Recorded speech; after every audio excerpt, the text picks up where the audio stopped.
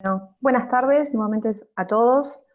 Gracias por este tiempo y conectarse con nosotros. Mi nombre es Rocío Benítez, soy la encargada de marketing médico de investigaciones médicas.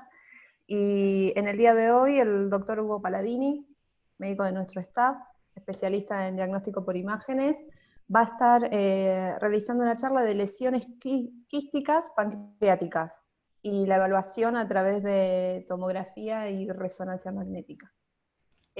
Como dije hace unos minutos, por default ya tienen los micrófonos muteados. Les pido por favor que se mantenga de esta manera, el video en lo posible también. Y una vez que el doctor dé el espacio para las preguntas, vamos habilitando los micrófonos o pueden consultar también a través del chat. Así que bueno, Hugo, te doy la palabra. Bueno, muchas gracias. Bueno, bienvenidos a todos. Gracias por conectarse hoy jueves 6 de la tarde para otro webinar. Como les decía Rocío, soy Hugo Paladini, soy médico especialista en diagnóstico por imágenes. De lo que vamos a hablar más que nada hoy es de lo que son las lesiones quísticas pancreáticas, ¿sí? Cómo las evaluamos por TC y resonancia, qué datos podemos aportar y cómo hacer los diferentes diferenciales. Todo lo que estoy armando hoy, lo que voy a presentar hoy no es material exclusivo mío. Yo trabajo en equipo con Francisco Maldonado y Franco Marinucci, que son los otros dos miembros del grupo de cuerpo de investigaciones médicas. Bueno, para empezar, vamos a hablar un poquito de la epidemiología de las lesiones quísticas de páncreas. Las lesiones quísticas de páncreas en sí engloban un grupo grande de lo que serían entidades. No estamos hablando de simplemente quistes globalmente benignos, malignos, sino son muchas estirpes histológicas, muchas causas que lo pueden generar. Por eso vamos a tener distintos comportamientos de todas esas lesiones, tanto en lo que es radiológico como en lo que es el comportamiento a lo largo de la vida del paciente. La prevalencia está siendo en aumento, se están detectando lo que son los trabajos. Esto se debe mucho, se está detectando gracias a lo que ha mejorado la calidad de imagen de tanto resonancia, tomografía y hasta incluso ecografía, lo que ha llevado a que detectemos quistes cada vez más chiquititos. Y esos quistes a veces, por no decir muchas de las consultas, terminan siendo quistes asintomáticos, o sea, hallazgos incidentales en pacientes. Estos hallazgos incidentales son un gran dolor de cabeza para el médico generalmente derivante porque no saben qué va a pasar a futuro con ese quiste. Entonces, para todo eso, lo primero que deberíamos hacer es tratar de englobar un poquitito en general de qué es lo que podemos llegar a hablar cuando hablamos de lesiones quísticas de páncreas, ¿sí? Entonces, cuando hablamos de lesiones quísticas podemos englobarlas dentro de lo que serían las no neoplásicas y las neoplásicas. Las no neoplásicas, por altísima frecuencia, la que más prevalece es el pseudoquiste, ¿sí? Normalmente son pacientes que tienen el antecedente de pancreatitis o de algún traumatismo pancreático. Después ya tenemos algunos quistes que son un poquitito más infrecuentes y pueden llegar a ser menos preocupantes. Las que más llaman la atención y las que más nos preocupan, y principalmente cuando son los hallazgos incidentales, que van a requerir quizás algún tratamiento un poquito más agresivo que solamente seguimiento, son las neoplásicas. Y dentro de las neoplásicas tenemos varios subtipos. Una es la neoplasia mucinosa papilar intraductal, que la vamos a conocer como el IPMN, que lo vamos a leer por las siglas inglesas. Y después tenemos las neoplasias quísticas serosas y las neoplasias quísticas mucinosas. También tenemos lo que son las neoplasias sólidas, que pueden llegar a tener cambios degenerativos, como es el tumor neuroendocrino, ¿sí? Y el adenocarcinoma. Ahora bien, frente a estas entidades, y bueno, también hay otro que tenemos que me estaba olvidando, es el tumor de Franz o la neoplasia sólida pseudopapilar, que es otro tumor también que estamos viendo con mayor frecuencia. Así, el manejo de estas lesiones quísticas siempre debe tener un trabajo interdisciplinario, ¿sí? Porque cada vez que detectamos estos quistes, la gran pregunta es qué es lo que se debe hacer con ese quiste. ¿Requiere que se lo trate? Si genera síntomas, generalmente podemos resolverle el síntoma al paciente. si no genera síntomas, ¿tiene chance eso de malignizar o no de malignizar? Todo esto nos va a servir para definir realmente qué paciente se opera, por ejemplo, o qué paciente no se opera, porque generalmente todos estos quistes, la resección no es una cirugía menor. Generalmente requiere o resecar parte de lo que es el páncreas, como una duodenopancreatectomía, que sabemos que tiene una morbimortalidad que no es menor, ¿sí? Entonces, el poder ir estratificando y definiéndolo a ese paciente y poder plantear la naturaleza de esa lesión es fundamental. Y todo esto se hace de una sola forma, o la mejor forma para mí, que es el trabajo interdisciplinario, ¿sí? El trabajo, charlarlo, discutirlo con otro profesional, que participen en lo posible cirujanos, gastroenterólogos, hasta los mismos anátomos patólogos, es siempre de suma utilidad y nos va a servir siempre para tener la perspectiva de cada uno de ellos y poder resolverlo lo mejor posible al paciente. Ese es un paper, el que cito, que ya desde 2014 hablaba de cómo los comités multidisciplinarios cambian el manejo de estos pacientes, hasta en un 30% de los casos, ¿sí? Dentro de las armas que tenemos para evaluar los quistes, estos quistes pancreáticos, y tratar de definir, son muchas. Tenemos la resonancia, la tomografía, la ecografía, la ecoendoscopía con chance de tomar muestras, ¿sí?, de biopsia. Y también están los métodos que hoy no vamos a hablar mucho, pero todo lo que es el postprocesado de las imágenes, que nos está permitiendo a través de lo que es la inteligencia artificial a sacar un poquito más de información que quizás los radiólogos con el ojo humano no los podíamos terminar de definir o cuantificar, ¿sí? Pero hoy nos vamos a enfocar más que nada en lo que es la tomografía y la resonancia. La precisión que tiene de por sí la resonancia y la tomografía es variable. Generalmente es un poquito más precisa la resonancia, eso es un poquito obvio, pero hay tanta variedad y tantas estirpes de quistes que por eso el número varía tanto, ¿sí?, entre lo que es 40 y 95 en la resonancia y 40 y 81 en la tomografía. Para todos estos quistes que se detectan, se han generado consensos interdisciplinarios. El de referencia es el grupo de lo que sería Tanaka, que lo venimos viendo que va evolucionando, ya arrancó en el 2006, 2010 y 2017 la última actualización, que son las guías que al consenso lo van a encontrar como Fukuoka. Que bueno, en base a toda la evidencia que estamos juntando de todas estas entidades, porque incluso hay algunas entidades que son relativamente recientes, se están generando consenso de cómo trabajar y cómo tratar estas lesiones, o cómo actuar frente a estas lesiones, ¿sí? El problema de todas estas guías es que en su mayoría ya hablan, si ustedes las leen, van a ver que hablan de quiste y directamente dice la entidad. Por ejemplo, ante un cistoadenoma seroso de tanto tamaño, ¿qué hago? O ante un IPMN de rama secundaria, ¿qué es lo que hago? El problema, que es un poco lo que plantea el Colegio Americano ya desde hace bastante, esto es la cita del 2017, es que no siempre nos encontramos con quistes que lo podemos 100% definir como seroso o mucinoso o, por ejemplo, uno de estos IPMN.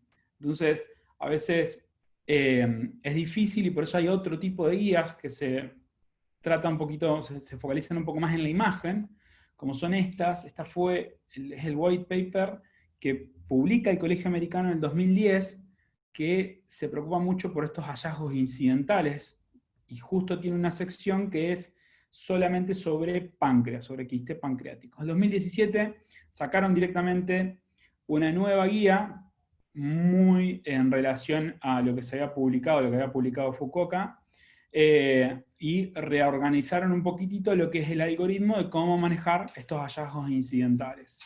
En general, estos hallazgos, estos quistes, los subdividen en 4 grupos, ¿sí? Y lo relevante en sí es el tamaño. En base al tamaño, nosotros tenemos guías, que algo de la evidencia es de bajo grado, no tiene tanto apoyo científico, otras tienen un poquito más de relevancia, pero son consensos en los cuales se han discutido y tenemos este aval para el manejo de nuestros pacientes.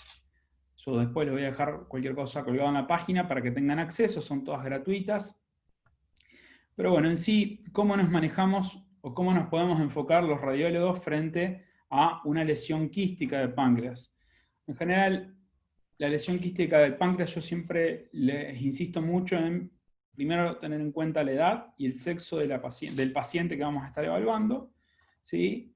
Además de la clínica y los antecedentes que tiene, y después ir revisando, ir desglosando un poquitito lo que son las características radiológicas, que serían las que nos sirven para terminar de definir quizás la entidad.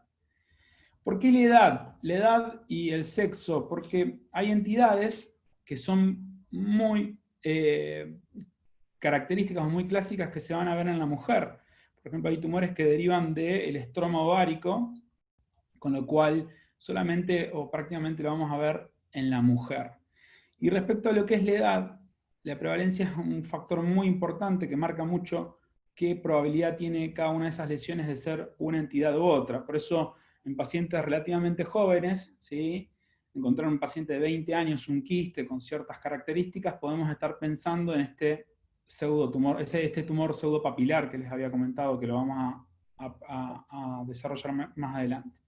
Y totalmente distinto encontrar una mujer que supere los 70 años, no vamos a estar pensando en estos tumores pseudopapilares, ni quizás en un mucinoso, que es una persona un poco más joven.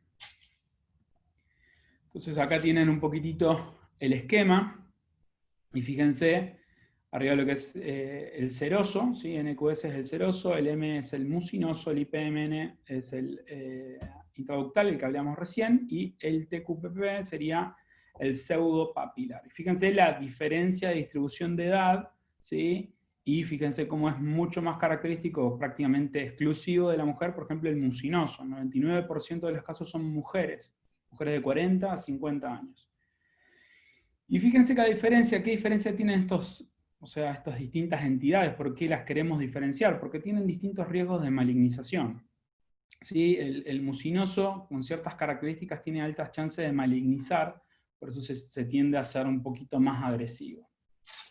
Entonces vamos a revisar algunas de las características de estas lesiones. Empezamos por el IPMN.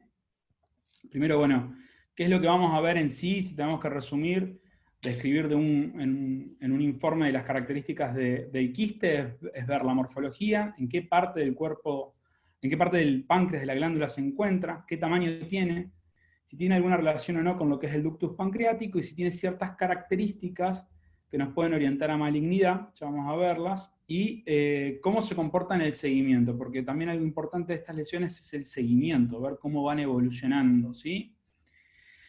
Bueno, entonces empezamos con la neoplasia intraductal papilar mucinosa.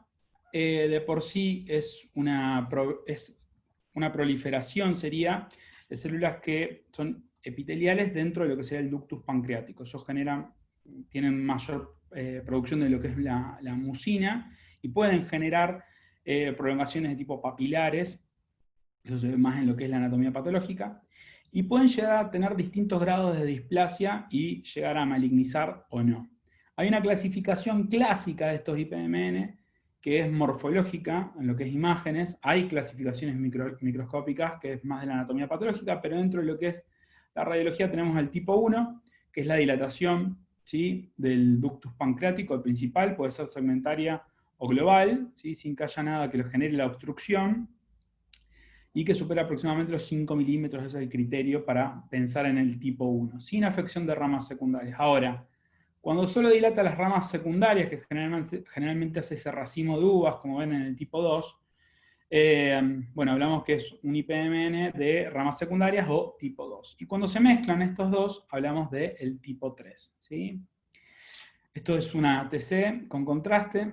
Ahí la flecha lo que les está señalando son las imágenes quísticas, en cabeza uncinado del páncreas y también en cola del páncreas a la derecha. Si vemos la resonancia, fíjense qué calidad que tiene al hacer esta secuencia, es un T2 con supresión grasa y que permite verla mucho más clara a la lesión quística, a veces más fácil de identificar que la tomografía. Y la característica clásica, estos son IPMN tipo 2, es el ver que tienen comunicación, como ven en la derecha, la flecha azul marca la comunicación con el ductus pancreático, que sería la flechita roja, ¿sí? Esto es clásico, cuando nosotros vemos este hallazgo sabemos que estamos hablando de un IPMN, ¿sí? Acá vemos un corte coronal de otra resonancia, lo mismo, esta imagen, un racimo de uvas, ¿sí?, en la cabeza del páncreas, que comunica con el ductus pancreático con la flechita azul. La 3D, esta es una imagen que van a ver muy seguido, y a veces les gusta mucho a algunos verla, está buena, como reparo anatómico siempre es importante entender qué es lo que estamos viendo. Acá en rojo lo que les marco, eso es el estómago, ¿sí? A veces uno lo interpreta, hay gente que lo interpreta como que puede ser parte de lo que sería el quiste. Todo esto que ven ahí, lineal, con algunos pliegues, es el duodeno, ¿sí? Después tenemos todo lo que es la vía biliar y el cístico. Y después tenemos lo que sería el ductus pancreático. Ahora, vemos que hay lesiones quísticas, ¿sí?, pero a veces puede ser difícil de verlo con estas 3D. Igual hay que tratar de ir girándolas, son 3D que uno puede ir rotándolas en 360 y ver bien, aclarar como se ve en la siguiente foto, la comunicación de cada una de estas lesiones e incluso la dilatación del ductus pancreático a la derecha. Estas son también lesiones de tipo 2 también, lo mismo, vemos las flechas están marcando, arriba tenemos todo lo que serían las secuencias a la izquierda, un T2 sin supresión, a la derecha una difusión, abajo T2 también con supresión y T1 a la izquierda, ¿sí? Son lesiones quísticas porque vemos que son hipointensas en T1 e hiperintensas en T2.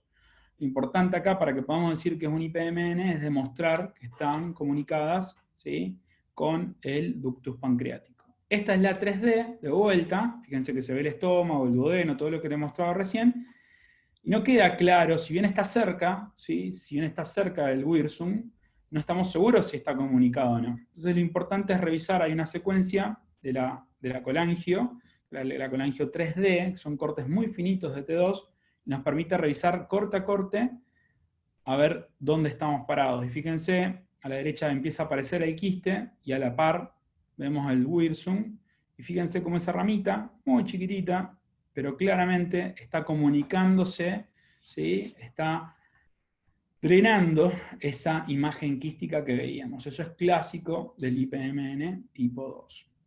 Hay otras herramientas dentro de lo que es la imagen, como esto es una tomografía. La van a notar como un poquito más oscura, es porque es un postprocesado que hacemos, que es el Minimip. Resaltamos más que nada lo que son las estructuras hipodensas, ¿sí? Entonces podemos ver bien claro el ductus pancreático. En este caso, fíjense, la dilatación de todo el ductus pancreático, ¿sí? Arriba tenemos más que nada la cabeza, y a la derecha tenemos todo lo que es el cuerpo y cola con dilatación del ductus pancreático, sin nada que genere la obstrucción. Esto es un IPMN de tipo 1. Este paciente fue a quirófano para una resección. Fíjense que esto es la ecografía, el correlato perfecto con lo que veíamos en la resonancia, la dilatación del ductus pancreático en cabeza y cuerpo del páncreas. Acá está la pieza quirúrgica. Esto es algo característico, ¿se acuerdan que les decía que tenía mucho epitelio con producción de mucina?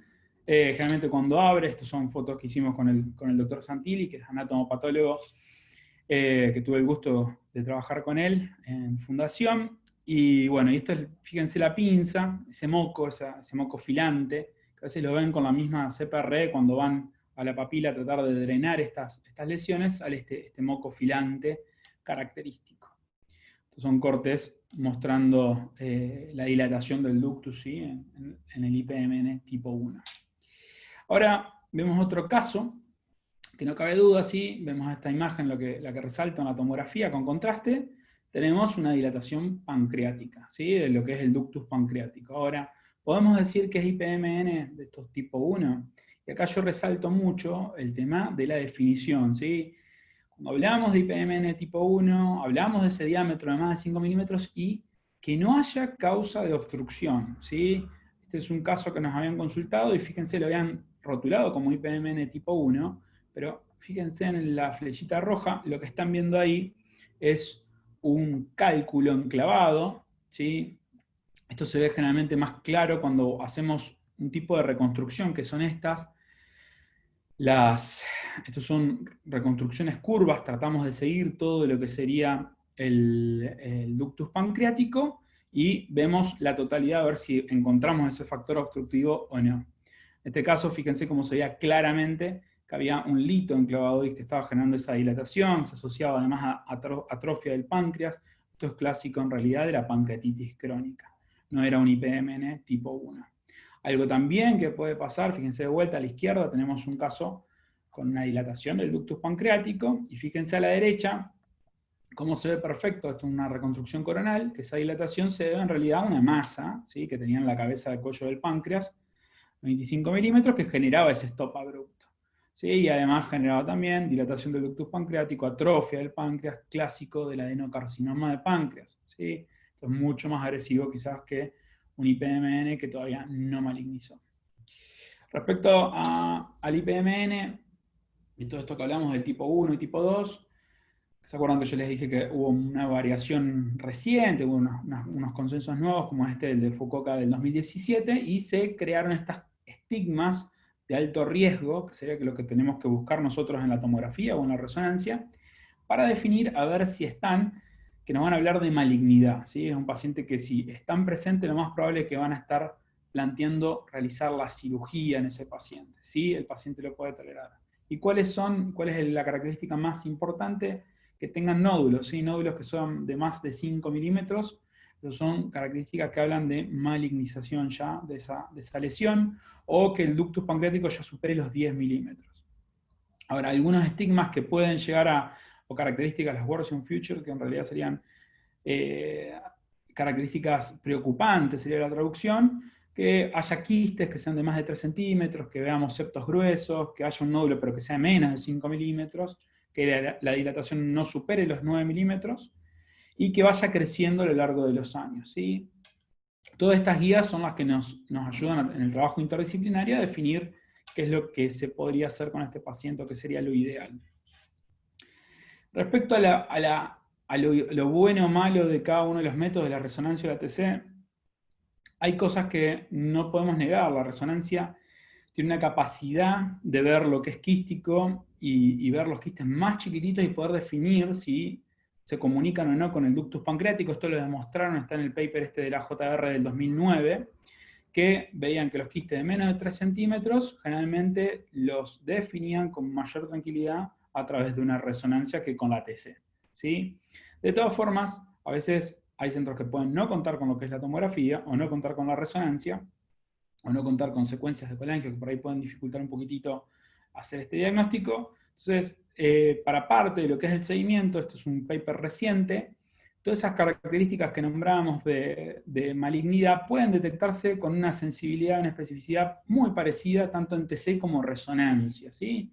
O sea, lo que tiene la resonancia es que no irradia, lo que tiene la resonancia es que tiene un poquito más de sensibilidad para ver todas estas comunicaciones para lo que es la hora del diagnóstico, pero para ir viendo la malignización, la TC puede ser también una opción. ¿Sí?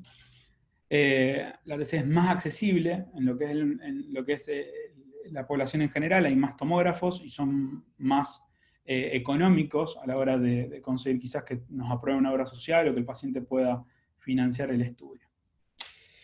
Cerramos con IPMN y vamos a pasar al cistoadenoma seroso.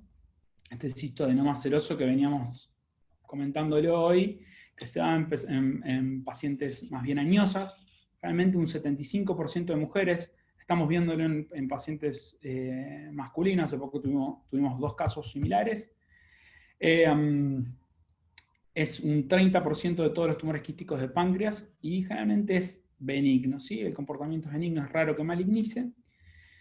Se puede asociar el boni Pen-Lindau, y algo que tiene es cómo se ve morfológicamente. Morfológicamente lo vamos a ver como con bordes lobulados, va a tener quistes muy chiquititos, por eso generalmente se habla del microquístico, ¿sí? El cistoadenoma seroso microquístico, y puede tener cicatriz central con calcificaciones. ¿Conecta con el ductus pancreático? No, no conecta con el ductus pancreático, algo que es mucho más característico de, que lo decíamos al principio del IPMN. Estos tumores nos preocupan porque pueden malignizar, es raro, generalmente lo terminan operando más por el dolor que genera, la compresión que genera, ¿sí? Algunos hablan de cuando supera los 4 centímetros, el riesgo de malignización. Pero bueno, por ejemplo, Fukuoka y la americana, generalmente la guía, lo que proponen es seguirlo y plantear la cirugía más que nada cuando ha aumentado de tamaño o está generando sintomatología en el paciente. ¿Sí? Recuerden, son pacientes añosos, entonces por eso se pone mucho en la balanza operarlos o no operarlos. Esta es la imagen clásica. ¿Sí? La imagen clásica, vemos el quiste en la cola del páncreas con todos esos septos, esos quistecitos muy chiquititos, realmente entre 0,2 a 2 centímetros más o menos, que parece un panal. Incluso cuando la pieza, al tocarlo, uno siente que crepita, entonces esos quistecitos se van rompiendo cuando la aprieta. Y bueno, y en imágenes vemos entonces este quiste, que fíjense en el T2 como brilla, ¿sí? Con todos esos septos en el interior. Y algo que creo que es interesante que recuerden, es que tienen septos, ¿sí? Porque son quistes muy chiquititos, muy finitos. Esos septos son los que definen esos quistes.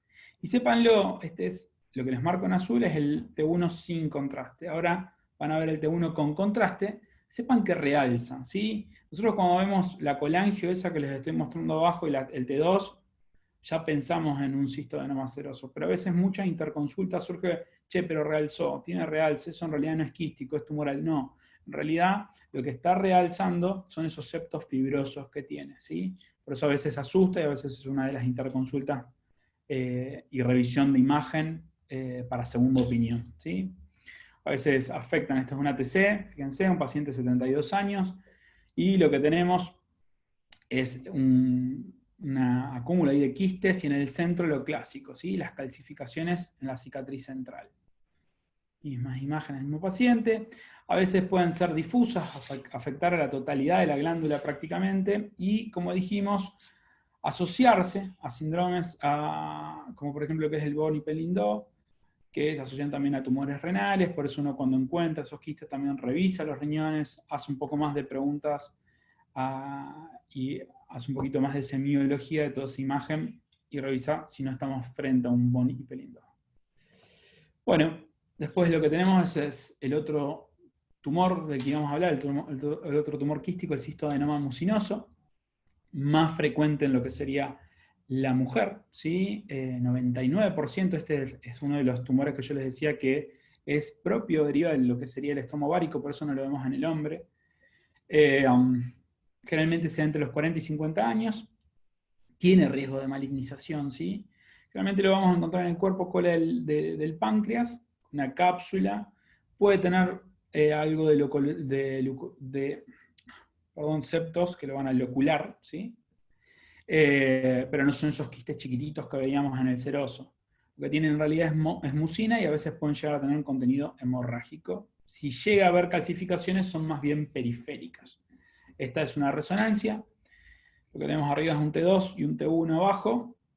El correlato anatomopatológico de una esplenopancreatectomía corporocaudal, que sacaron, sería parte de lo que es el páncreas y el vaso, ¿sí? Y ven que tiene a veces, en el T2 se ve un poquito más claro ese septito muy finito, ¿sí? Pero no todos esos septos finitos, chiquititos que veíamos clásicos del seroso, ¿sí? Ahora tenemos una TC, lo mismo, el correlato entre la TC y la resonancia abajo, con los septos muy finitos y un quiste bien redondito, encapsulado en cola de páncreas. ¿Qué características nos pueden hablar de que malignizó ese nódulo? Ese quiste es cuando empiezan a aparecerle nódulos sólidos. O sea, si tienen nódulos que realzan, empezar a pensar que son malignizó, que es a lo que no tenemos que llegar. Y generalmente cuando supera los 4 o los 6 centímetros ya se habla también de que probablemente tengamos este carcinoma ya invasivo. Las recomendaciones son muy diferentes acorde a cada guía. Por ejemplo, Fukuoka sugiere cuando se hace el diagnóstico de cirugía resecar a todo paciente. Es algo que hay que charlarlo obviamente con el grupo quirúrgico y la paciente que lo tiene que decidir. Algunos son un poquito más conservadores cuando son menos de 4 centímetros, ¿sí? Y lo ideal es, si no se va a operar ese paciente, seguirlo muy de cerca, a ver que no aumente de tamaño. Realmente al principio se le hace un seguimiento un poco más estricto, de aproximadamente 2 veces al año, y después cada un anual o bianual, ¿sí?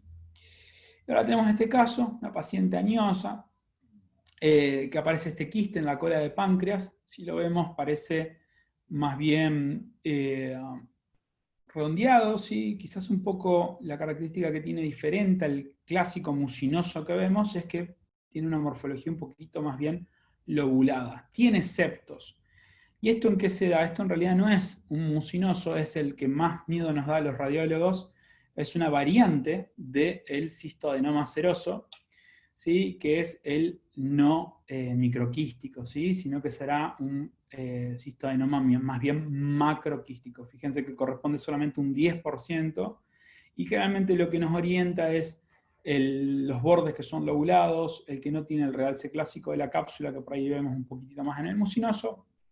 Ese es el contenido, también nos puede orientar en resonancia, pero puede ser uno de los que más dudas nos generen. Es un tumor que en realidad es benigno, que no tiene potencial de malignidad, pero se comporta parecido a ese mucinoso que veíamos recién, por imágenes. Y bueno, para ir cerrando, vamos con el último tipo de tumor que vamos a ver hoy, que es el pseudopapilar. El pseudopapilar es un tumor que es relativamente infrecuente. En realidad vamos a ver que a lo largo de las bibliografías que se van publicando está aumentando en frecuencia. Se da generalmente en mujeres jóvenes. Si bien tiene un componente, entre comillas, benigno, pueden malignizar, por eso generalmente se les sugiere hacer una resección en esos pacientes. Afecta más que nada lo que es el cuerpo y la cola. Lo que vamos a ver es que tiene, vamos a ver las imágenes, bueno, esto es lo que les decía, las publicaciones, cómo ha ido aumentando en frecuencia acorde a las publicaciones. Antes hablaba de que eran sumamente raros, hoy lo estamos viendo con más frecuencia. Fíjense esta paciente, una paciente mujer, 25 años, hallazgo incidental, le hacen una ecografía, le encontraron un quiste en páncreas, y fíjense, arriba en el T1, la flechita azul les marca cómo se ve toda esa imagen hipointensa, y en el T2 vemos que hay un área hiperintensa, pero hay un área que todavía sigue siendo hipointensa. Ese es el componente sólido que tiene, por eso es pseudosólido o pseudopapilar, porque esos son papilas, ¿sí? Que lo componen a este quiste. Muy distinto a todos los quistes que veníamos viendo, ¿sí? Este quiste mixto, podríamos decir. Y fíjense, sin contraste a la izquierda, con contraste en el medio y tardío, contraste más bien tardío a la derecha. Fíjense cómo tiene realce, ¿sí? Esa área sólida del quiste, cómo tiene realce. Y su correlato, un poco en quirófano, una ecografía intraoperatoria, fíjense, a la izquierda tienen el quiste, todo lo que se está marcando ahí en azul, y cómo tiene un área más, si bien tiene un área más bien hipoecoica a la derecha, a la izquierda, casi más bien anterior, ese tejido heterogéneo, ¿sí? Que sabemos que es un poco más bien sólido, y como a la derecha, como poníamos el Doppler, veíamos que tenía vascularización, ¿sí? El correlato de la pieza, tejido sólido que vemos dentro de ese quiste, esas papilas que estamos viendo, que corresponden a lo que veníamos viendo en la resonancia. El componente quístico y sólido va variando. Esto es también otro paciente de 24 años que estaba con dolores abdominales, y fíjense, esta es la tomografía, sin contraste y con contraste, tiene mucho realce, tiene muy poco de componente quístico en este caso. Por ahí con la tomografía a veces nos cuesta un poquitito más ver el componente quístico, pero se nota más que nada en el coronal. Podemos ver las áreas más cefálicas que tienen ciertas áreas quísticas, ¿sí? Bueno, y por último, los que nos quedaban son estos tumores que sería también presentarse como quísticos, tumor neuroendocrino. En realidad, el tumor neuroendocrino quístico constituye solamente un 5, un 10% de todos los tumores neuroendocrinos, y corresponde más bien a una degradación del tejido central, ¿sí? Se hace necrosis del centro y genera esa imagen quística. Pero tiene todo un área, todo un borde, que no lo hemos visto en ninguno de los otros quistes que estuvimos revisando hoy, que es tejido sólido, que es esa pared gruesa, que es todavía tejido que no se degeneró, que no se necrosó.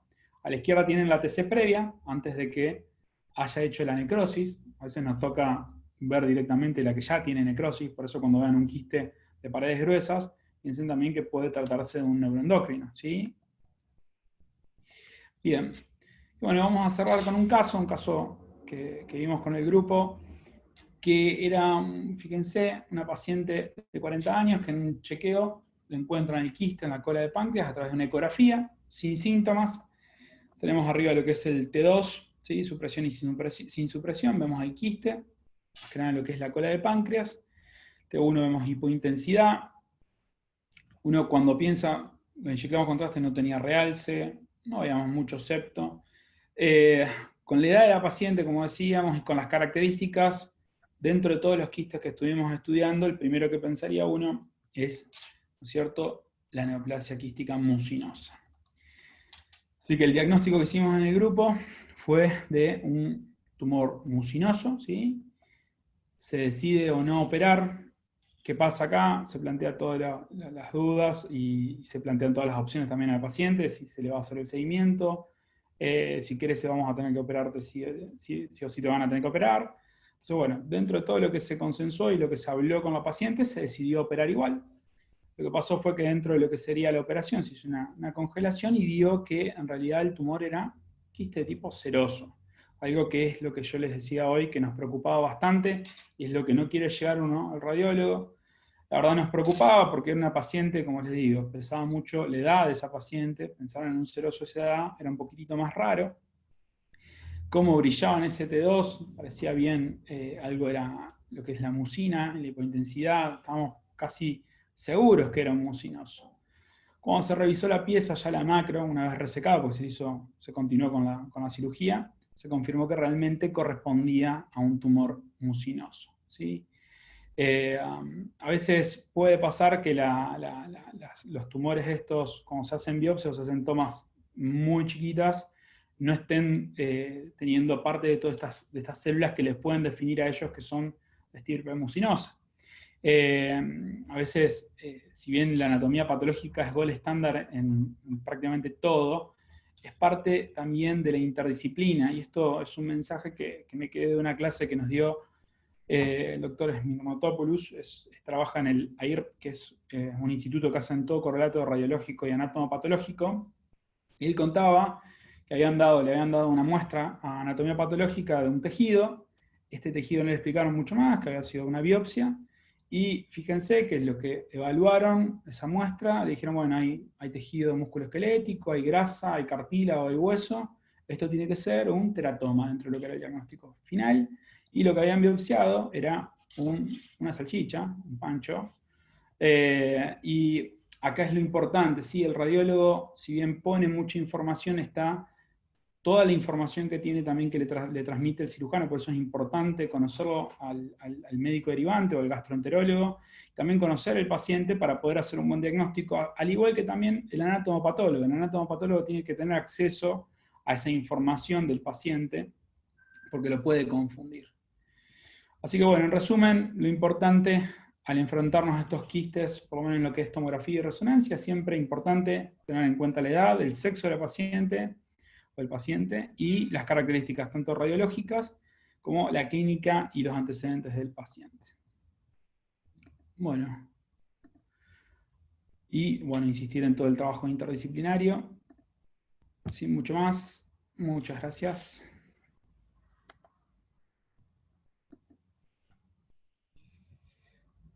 Bueno, no sé si hay alguna consulta que quieran hacer, si no, la clase va a estar grabada y subida en la página de investigaciones médicas.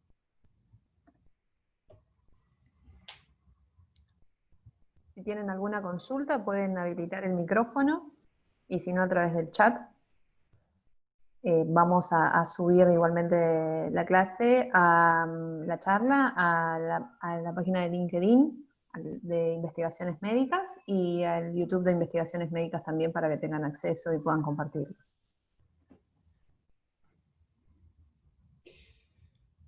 Bueno, muchas gracias a todos por conectarse. Bueno, ahí me escriben por privado. Otros tips para diferenciar lo que es pancreatitis crónica. Sí, pancreatitis crónica y IPMN tipo 1 a veces puede ser uno de los diferenciales, que puede ser complicado porque vemos también que pueden llegar a tener calcificaciones. Cuando dominan lo que son los cálculos y cuando vemos mucha atrofia, pensamos mucho más en lo que es pancreatitis crónica, ¿sí? Otra cosa, cuando vemos la protrusión de la papila, hay una imagen que tienen que buscarla mucho en resonancia, que es la protrusión de la papila de lo que es la segunda porción del duodeno. Eso es más característico de la pancreatitis del IPMN1 que la pancreatitis, ¿sí? Eso es otro de los tips que uno tiene que tener en cuenta. Y como siempre, nunca tiene que tener realce la pancreatitis crónica. Hugo, ¿Sí? Pablo Barros, ¿cómo andás? Te felicito. Pablo. Gracias. Muchos Bien. casos de ustedes. Bueno, una pregunta quería hacerte.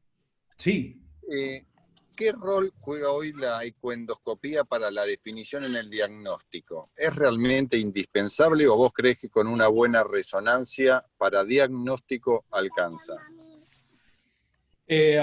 Siempre hablamos más que nada de lo que serían los tumores quísticos de cabeza de páncreas, ¿no? Porque los de cola a veces es un poquito más difícil que el ecoendoscopista por ahí llegue, salvo que tenga una buena ventana.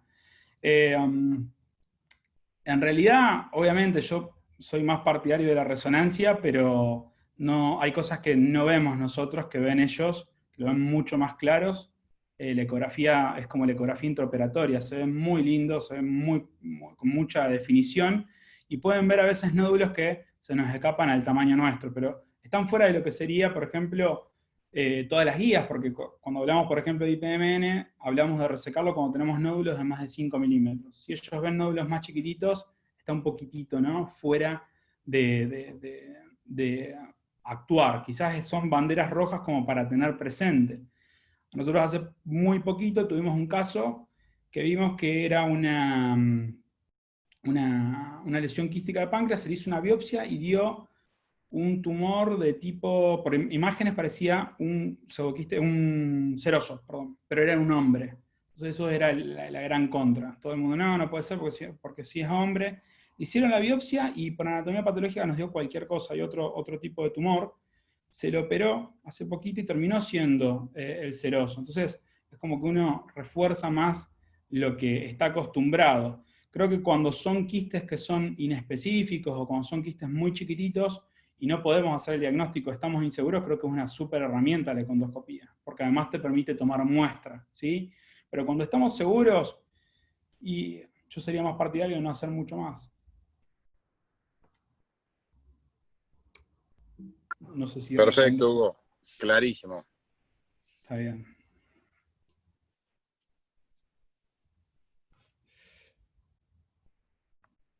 Bueno, muchas gracias a todos por la conexión, y también está mi mail, cualquier duda, o también está Francisco o el doctor Marinucci Maldonado, que son los que están también ahí en fundación, son los médicos que están llevando adelante todo lo que es el servicio.